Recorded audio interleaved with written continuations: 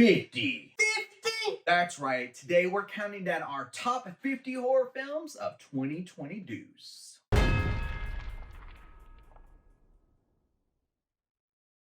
Kicking the list off at number 50, starting at the bottom, working our way up, we're starting with House on the Bayou, which is, of course, set in the Bayou, Louisiana. We got a couple moving in, buying a giant-ass house, and some of the locals come by, invite them over to dinner. They seem like maybe there's something a little bit creepy going on with them, and of course, there most certainly is.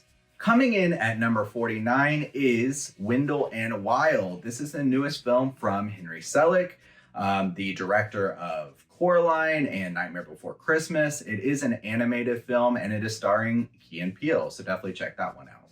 And number 48 is a Netflix original called Day Shift. It is about people hunting vampires, harvesting their fangs because they're worth a shitload of money. It's very action heavy. It's got a lot of really great action sequences. So if you want a pretty decent Netflix action-packed joint with some vampire lore, check it out. Coming in at number 47 is Mandrake. This is a UK film, and it follows a probation officer who has to kind of keep track of this woman who has just gotten out of prison. She is in prison for killing her husband, and she lives out in this kind of like forested area, and there seems like there's something strange going on. Eventually some kids go missing, and so there's this kind of mystery involved of, was this woman actually involved with the kids going missing? It's a really good film with some interesting folklore going on in this one, so check out Mandrake. And at number 46, we have the Out There Halloween Megatape. This is the sequel to WNUF Halloween Special. I think you can only buy this on DVD, so it might be a little bit difficult to come by. It's a found footage style movie set in the 90s. The first half is about a Ricky Lake style daytime talk show host, and it's happening on Halloween. And she's interviewing vampires and whatnot. It's very, very funny. And the second half is about a cult that worships aliens, and shit really goes down from there. And it's interspliced with a bunch of homemade 90s influenced commercials that are a lot of fun. So I definitely recommend checking out the Out There Halloween Special. All right, coming in at number 45 is the Texas Chainsaw Massacre. So this is the newest kind of requel to come out, of course, following up on the original Texas Chainsaw Massacre. Leatherface is back. This isn't a fantastic film, but it is one of the better ones in the franchise. Leatherface is older, but he's still out there kicking lots of ass and shredding people's faces up. So check out Texas Chainsaw Massacre 2022. And coming in at 44, we have Rebecca McKendry's Glorious. This is on Shudder currently, and it's about this dude who gets stuck at a rest stop bathroom, and there is an entity that is in the stall next to him, speaking to him through a glory hole. And it's very much like a single setting type horror movie, and it gets real out there and spacey. So check out that spooky glory hole movie.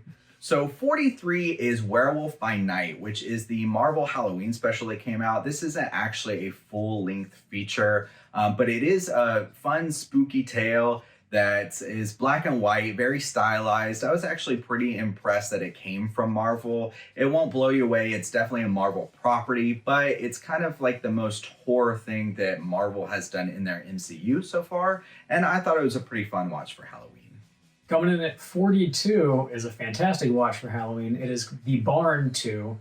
This came out from Scream Team Releasing. Again, I think you actually have to buy this one on Blu-ray. I don't know if it's streaming yet anywhere. It's about these entities that come up through an old well inside of a barn on Halloween night and just start murdering folk. It's a direct sequel to the original. It's got one returning character. It's got a lot of fun cameos. Joe Bob is in it. Darcy the Mail Girl is in it. Linnea Quigley is in it. A lot of practical effects, and the soundtrack is really great. It's a lot of fun, very, very light and comedic, and great to throw on Halloween night. Check out The Barn 2. Coming in at 41 is Men, the newest film from Alex Garland, who did Ex Machina. He also did Annihilation. He's done a lot of sci-fi stuff. This one isn't that. This is kind of more religious based. But it's about a woman who is trying to kind of go on a quiet, reflective vacation out in the British kind of countryside. She gets a little cabin, Airbnb style, and then some really spooky stuff starts going on. This is a very stylized type of film. It's got a deep kind of message behind it. And it was definitely something new and interesting from Alex Garland.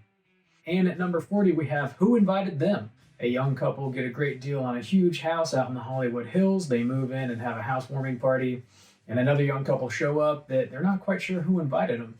At the end of the night, everybody leaves but the mysterious couple. They say they're their neighbors, but they might have a little more going on than they originally let on. Shit kind of gets wild. It's definitely got a lot of comedy in it. And it's kind of like a cool spin on a home invasion type movie. So check out Who Invited Them on Shudder. Coming in at 39 is Smile. This is definitely one of the bigger horror films, one of the most successful horror films from this year. I feel like it's a pretty good entry horror film. And this one is about this entity, I guess, that is stalking this woman. And whenever you're about to die, you kind of see people around you smiling. That sounds a little ridiculous, but that's kind of what it is. It's definitely got a It Follows feel and a little bit of The Ring as well. She has 7 days to live after she is kind of infected with this entity that's kind of like constantly chasing her. So yeah, that's Smile. And coming in at number 38, we have a movie called Master. This is on Amazon Prime, I believe.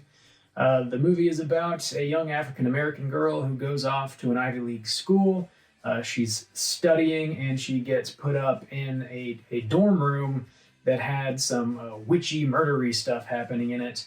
And as she's dealing with the history of the room she's staying in, she also finds out that the college itself might have a very rotten history that's sort of plaguing her and has plagued many people before her. And she's dealing with all of that as the story unfolds. It's a really well-crafted movie, and like I said, it's on Amazon, so it's pretty easy to find. Check out Master. And 37 is going to be Studio 666. This is the horror film that the Foo Fighters made, the band, the Foo Fighters. And so it has the full band, and this actually came out or around the same time of Taylor Hawkins' death. So he is in the film, Dave Grohl is in the film, and it's definitely a movie made by musicians, but if you enjoy this band, it's a lot of fun. And if you don't, it's a lot of fun. It's very goofy. It's got a lot of ridiculous kind of gore, but it's essentially about the band filming their latest album in this essentially kind of like haunted house. And then crazy things happen. So yeah, Studio 666, pretty solid. And coming in at number 36 is a movie called The Apology. This just hit Shudder. This is a Christmassy kind of movie. It's about a woman who is alone on Christmas Eve. There's a terrible snowstorm rolling in, and her brother-in-law shows up. She hadn't really talked to him in the past couple decades, and there's a bit of a mystery surrounding the disappearance of her daughter, and this dude shows up, and he's got a lot of information about that. So he starts sharing with her what he knows, and it gets really intense very quickly. Yeah, it's not a feel-good Christmas movie, but you can definitely watch it around Christmas if you want. It's on Shudder. Check out The Apology. Coming in at 35 is another Shudder Christmas horror film. So this is Christmas Bloody Christmas. This is essentially the Terminator in a like scaled down Christmas form. Instead of a Terminator, it is a Santa Claus that is a robot that's essentially made to automate the kind of Santa Claus experience. It goes kind of crazy and starts hunting down people and killing them. It's pretty much the Terminator at Christmas time. It's got some pretty solid gore, a lot of good like Christmas vibes, especially for horror. So yeah, if you enjoy the Terminator, you're looking for something different to check out around the Christmas season, check out Christmas Bloody Christmas. And number 34 is a movie called Piggy. This is a Spanish language film about a young overweight girl who gets picked on fiercely by everybody around her. Her friends kind of treat her like shit. Her family's not really there supporting her either. And she accidentally witnesses a murder. She becomes sort of interested in the killer and develops a very bizarre relationship with him. It's got sort of a Texas Chainsaw vibe to it. It's definitely an an interesting a friendship story, I guess you could call it. It's extremely well made. It's one of the most horrific movies I've seen this year for sure. But I recommend checking out Piggy. Coming in at 33 is a film by animator Phil Tippett. This is Mad God, and it is a stop motion film that has a kind of narrative to it. It's mostly about the visuals. You can follow along, but it's not very clear. There's no kind of like clear dialogue going on throughout the film. And it really is just about the very strange, interesting visuals that are going on behind this. It's fantastic from an animation standpoint, but you do need a little patience to kind of get through this one. And number 32 is Don't Worry, Darling. This was directed by Olivia Wilde. It stars Florence Pugh and a whole bunch of other people. It's got a serious budget behind it. It's extremely well crafted, and it's stunning visually. It's also playing with a lot of ideas that maybe we've seen before in some other movies, like the Stepford Wives. It's definitely got some science fiction notes to it.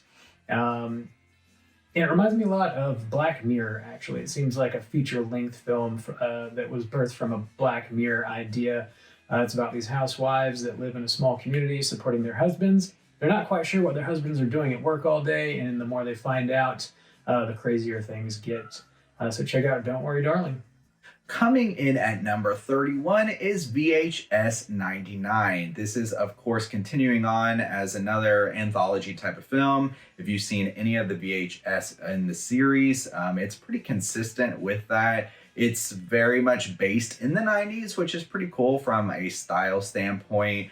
It's got a lot of different like interesting 90s things going on. One of them is based off of a Nickelodeon type game show, and one of them is just based off these kids who are doing stupid shit like, you know, getting on the internet and setting up webcams and skateboarding, and very 99 style. So if you're into that, definitely check out VHS 99. Coming in at number 30 is What Josiah Saw. This is on Shudder. It's very much a Southern Gothic tale about a family reuniting on their family farm, and the siblings sort of have some shit to find out about their family history. It's very, very spooky, and it's somewhat reminiscent of No Country for Old Men as well. So check that out on Shudder, What Josiah Saw. All right, and at 29, we have Resurrection. This is a film starring Rebecca Hall, and it tells this really deeply disturbing emotional tale about a woman who is haunted from a man from her past, essentially. She thought she has escaped him and put him behind her, but he shows up at a very kind of inconvenient time for her. Her daughter is kind of going off to college, and she is now like dealing with this man and also trying to protect her daughter from him. It is very heavy stuff emotionally. There's a lot of commentary on mental health and kind of like mental and physical abuse. So if you're in for a kind of deeper watch, definitely check out Resurrection. And number 28 is Bones and All. This is the latest from director Luca Guadagnino, who did Suspiria 2018. It is a coming-of-age cannibal love story. It's about these kids, well, primarily this girl. She turns 18, and her father has sort of been protecting her from her own past, which is that she is a cannibal and cannot help herself from eating human flesh. He sort of waits for her to turn 18, and then he bails, leaves her a tape he recorded that explains her entire past. And as she's listening to this tape, we're learning about her past along with her. She runs into some other cannibals along her journey, and some of them are nice, some of them are less than nice. Definitely an interesting way to tell a love story. But yeah, Bones and All, check it out. And at 27 is another Christmas horror film. This is Violent Night, starring David Harbour as Santa Claus. Essentially, Santa Claus is not feeling too great about the holiday season. He goes and visits this rich family to kind of deliver their presents, but there are some people breaking in, trying to steal this rich family's fortune, and Santa Claus kind of has to deal with them. And this is very much a kind of holiday spoof. It has a ton of references on holiday classics such as Die Hard and Home Alone. A pretty fun watch. Not too spooky, just really violent with the gore and stuff like that. So yeah, Violent Night. Coming in at number 26 is Yule Log. This is currently on HBO Max. It's absolutely bonkers. As it starts out, it looks like one of those digital Yule logs, you know, a close-up on a fireplace. Logs are burning. It's very pleasant. People put it on the TV during the holidays. Then a few minutes roll by. Some people start walking in front of it. They're having a conversation. You start getting the sense of what's happening around this fire. And it takes a lot of crazy turns. It is a full-length horror movie, which you might not think so when you first put it on. It's a bit of a genre blend. There's a lot of comedy and a lot of fun surprises happening with it. It's a very unconventional way to tell a story, but I thoroughly enjoyed it. Check out Yule Log. All right, coming in at number 25 is The Sadness. This is a film from Taiwan, and it is kind of a zombie tale, except more based on this virus that turns people violent, but they still have their kind of wits about them. They're not necessarily mindless zombies, but essentially forces them to do things that they are still aware that they're doing, but they don't want to do, which then makes them cry, even though they're like enjoying it. It's kind of wild and sick and twisted, actually. It's very, very violent. This is a very gory film. This is a pretty difficult watch, but it does a lot of intense things in the realm of horror. So if you're looking for some foreign horror from Taiwan, definitely check out The Sadness. Coming in at number 24 is another foreign horror movie called Salome. This is from Senegal. It's about a group of mercenaries on the run from the law. They hole up in a small little town. These people agree to host them, and of course there's a lot of folklore and crazy shit that goes down as they are laying low, helping these people out. A lot of action happening here. There's a lot of gunplay. It's not a straight-ahead horror movie by any means, but it's a really fun blending of the two genres. So check out Salome on Shudder. All right, and at 23, we have the newest Hellraiser film. And this is another kind of requel type film, rebooting the idea of Hellraiser. It's its own kind of separate story, but of course it follows along the puzzle box that finds some new owners, and it gives a lot more lore than a lot of other Hellraiser films has. It's given us a lot more of the kind of Cenobites and their backgrounds, and we even see just kind of like their realm of torture a little bit more. And so if you enjoy the Hellraiser franchise, I think this is definitely one of the best ones, and one of the best kind of requels that's come out to kind of breathe new life into an old franchise for sure. And number 22 is a movie called Speak No Evil. This is another Shudder original. It's about a family, a mother, a father, and their young son. They go on vacation to Italy. They meet another couple. They kind of hit it off. They both have young children. They make new friends. And they get invited to come over to the house to hang out on a holiday. And they do so, and stuff definitely seems a little out of sorts when they get there. That's about all you can say without spoiling it. It is one of the grimmest movies I've seen of the year. It's extremely effective. It's very frustrating, and these kids are definitely not off the table. So keep that in mind when you're watching Speak No Evil. All right, coming in at 21 is You Are Not My Mother. So this is a sneaky Halloween film. It takes place during Halloween, and it is about this girl who lives with her mother and her grandmother. And her mother is really dealing with a lot of depression. And one day her mom kind of disappears, but then she comes back a few days later and she doesn't seem like herself. So there's a little bit of a mystery aspect going on. about why her mother's kind of changed her attitude all of a sudden. There's definitely some cool folklore going on. Like I said, it's a fun watch for Halloween. There's a lot of cool Halloween mythos going on as well. And so, yeah, once the spooky season comes back around, check out You Are Not My Mother. Coming in at number 20 is the latest from David Cronenberg, Crimes of the Future. This is, unsurprisingly, a very weird and horny movie from David Cronenberg. It sort of tackles the idea of the next step in human evolution. These people are growing new organs in their bodies, and another sort of side effect of human evolution is that we no longer feel pain.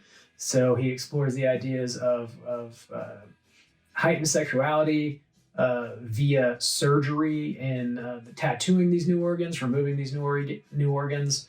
And there's also, it plays with the idea of how a government might handle human evolution in a really interesting way.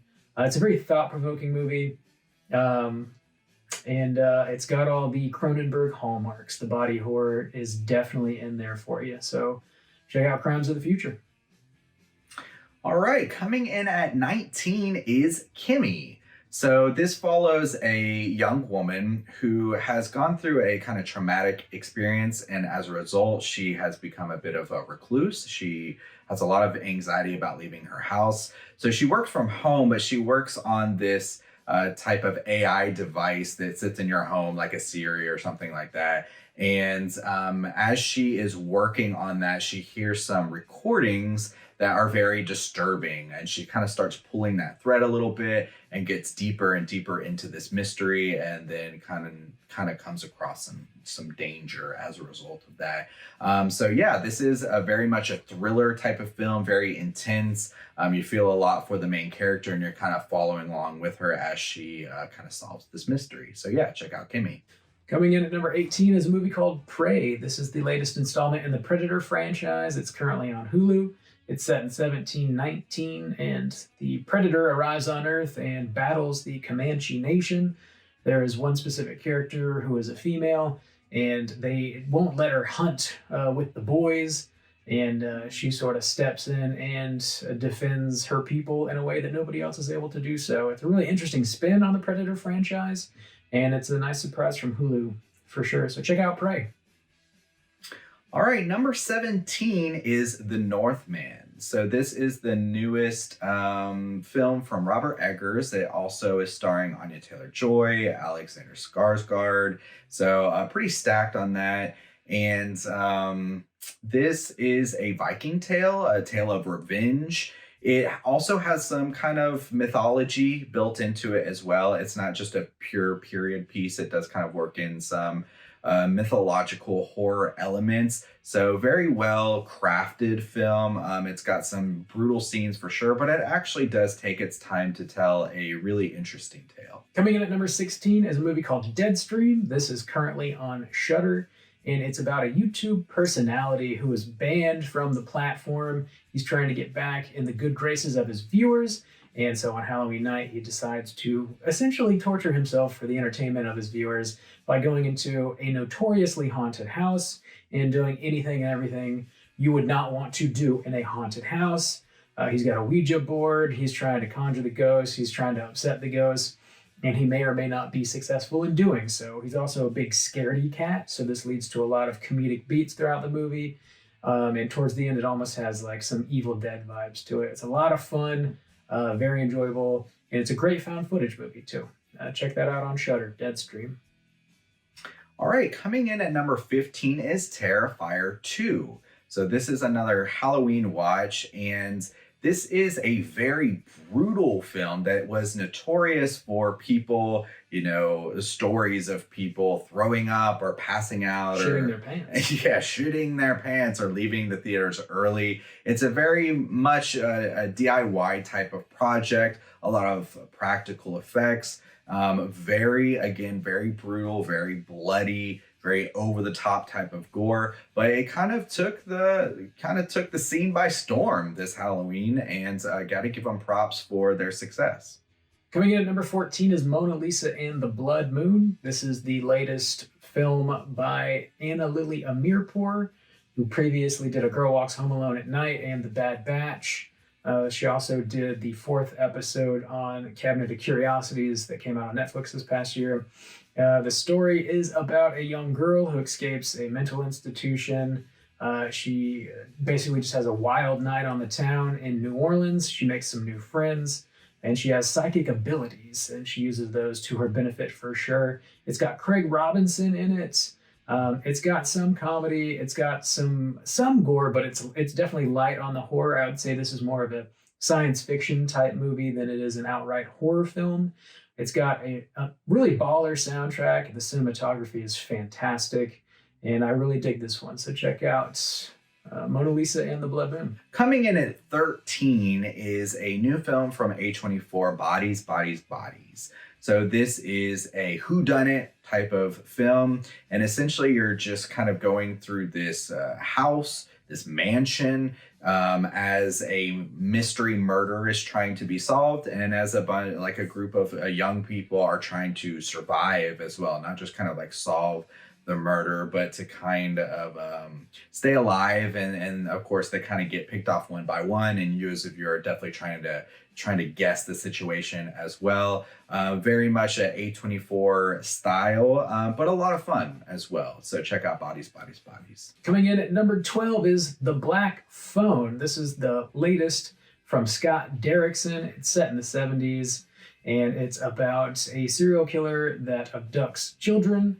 and keeps them locked in his basement. The killer's played by Ethan Hawke. It features a very spooky, very memorable mask design. The child actors are absolutely killing it in this movie. It's got definitely some supernatural hints going on. It's not just an outright slasher movie by any means. And the ending is very impactful as well. I think it accurately captures what it might feel like to be a kid in the 70s. It's a very well-crafted movie. Check out The Black Phone. All right, number 11 is a film that won an award at Sundance this year. It is called Nanny, and it essentially focuses on a woman from Senegal who comes to America. She's living in New York, and she's trying to save some money to bring her very young son to America with her. She's been separated from him for about a year when the story takes place. She takes this nanny job for this really high upscale couple who has a young daughter, and so she's just kind of watching after her. This works in some really great folklore elements, and it also kind of feels a bit like a haunting type of film, but it's got a really deep message, and it's a very beautifully crafted type of film. So definitely recommend Nanny. Coming in at number 10 is a movie called You Won't Be Alone. This is a really interesting take on a witch movie. It's got really deep folklore happening. It's about a witch that tries to take a young child from a woman. She makes a deal that if she lets her stay alive until she's 18, she can come back and take her. And she does so. It basically shows multiple lives being lived by the one individual. The main character cannot talk. It is a foreign language film as well, and it's very like simplistic in its dialogue. It's got a very heavy sense of dread throughout it. It's a very moving, very well told, well crafted story. If you want to watch a witch movie, like one that you've never seen before, I really recommend checking out You Won't Be Alone. All right, heading into number 9, we're talking about The Innocence. So this is a Nordic film that essentially focuses on a group of kids who all find out they are somehow linked through this kind of psychic connection. Each one of them kind of has similar but also different abilities through this connection. They can feel each other's kind of emotions, and they find out that they can kind of grow their power together, make people do things. And of course, this takes a dark turn and takes a really dark look into the idea of innocence and kind of what that can lead people to. Also circumstantial situations such as poverty and financial struggles and things like that. So this is a really well acted film, especially from a kid's perspective. And I would definitely recommend you check out The Innocence. Coming in at number 8 is a movie called Barbarian. This was a really fun surprise this year. It's probably the ultimate roller coaster ride, I would say. As you're watching it unfold, there's really no way to tell what's about to happen next. There's some wild twists and turns. A solid performance from Justin Long. There's a Skarsgård in here as well. There's some decent practical effects. It's a very simple story at the beginning. It's about an Airbnb that gets double booked, and shit just goes wild with this house and the things surrounding it. So check out Barbarian. All right, coming in at number 7 is Scream 5. So, of course, this is continuing on the Scream franchise. Ghostface is back. It kind of follows a very similar vibe of any other kind of Scream that you've seen. It's got a fun spin on requels in particular, of kind of like rebooting these type of franchises. It actually is just named Scream. We just call it Scream 5 for convenience sake. But yeah, I mean, it's pretty much what you would expect from a Scream film, except that they did the idea of the requel super well this time. They kind of really nail what it means to kind of have a requel type of film, but also just nail what Scream is about and have some really great new fresh commentary. Coming in at number 6 is a movie called Watcher. This is another Shudder joint. It's Chloe Okuno's latest feature film. It stars Micah Monroe. She is married to her husband, who gets relocated for his job. She cannot speak the language. She doesn't have any friends or family nearby. She's very isolated in a new country and a new environment. And she gets the feeling that she's being watched from somebody that lives across the street. She feels like she's being followed around town. And she shares these worries with her husband and the other people that she knows. The cops get involved, but they're not really able to do anything for her. It's got a really fantastic performance by everybody in it, but specifically Micah Monroe carries this movie. It does a lot with very little. The cinematography is fantastic, and I think the ending is a bit of a fun surprise too. It's a great thriller. I recommend checking out Watcher. Coming in at number 5 is Pearl. This is the second film this year to come out from Ty West and Mia Goth. It is a period piece, and it focuses on a young girl on a farm who really just kind of wants to get out, live her life. She wants to be somebody. She wants to explore the world and things like that. And you really get that kind of sense of the time period and that something's maybe not quite right about this girl. At first, she kind of comes off as that typical type of character. But as we get to know her, we see some kind of underlying problems going on with her that essentially just take a dark turn. So yeah, check out Ty West's Pearl. Coming in at number 4 is The Menu. This is starring Ray Fiennes, also Anya Taylor-Joy, and a lot of other great actors, actually. It's about a young couple. They go to dinner in this really small restaurant that's on an island. You got to take a boat to get to it. It's extremely expensive, and you have to book it way out in advance. When they get there, it turns out Ray Fiennes, who is the head chef, may have some crazy things in mind as far as fine dining is concerned. It plays with a lot of interesting ideas as far as being an artist and what that means, being wealthy, the elite, criticizing anything, any form of art, and really gets down to why anybody would want to create, the essence of creation, and why that is. It's a very well acted, well crafted movie, and I think it's playing with a lot of really interesting ideas. So check out The Menu. All right, coming in at number 3 is Fresh. So this is a very interesting film that starts off as a kind of love film, but takes a really hard turn on that and essentially focuses on the idea of a black market for cannibalism, for human meat, essentially.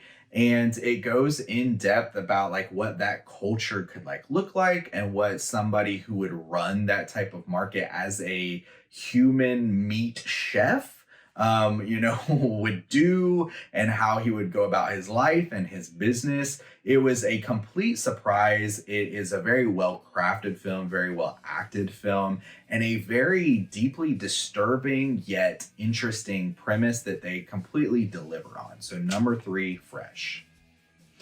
Coming in at number 2 is Jordan Peele's Nope. This movie is a really interesting spin on an alien movie. It's one hell of a spectacle that does indeed comment on spectacle itself. You can watch it as an outright action movie if you wanted to. There's a lot of really amazing shots with this UFO in the sky. It's definitely not what you would anticipate it's going to be. It's got a lot of fun surprises and some great performances. And there's a lot of layers that you can peel back and really think about as well. Definitely treat yourself to Jordan Peele's Nope.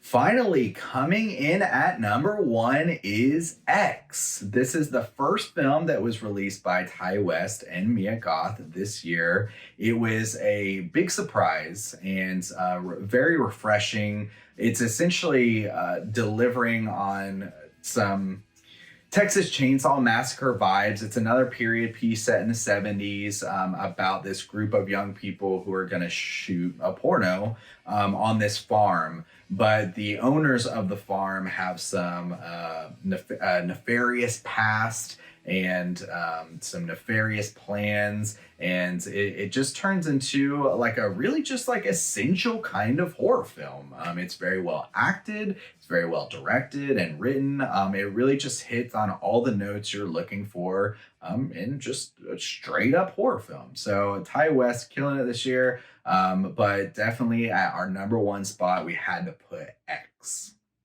So that's our top 50 horror films of 2022. Let us know your thoughts as well as some of your list in the comments below. Make sure to hit the like and subscribe buttons to get some weekly horror content from the Straight Chillin' podcast. And until next time, don't forget to keep chillin'.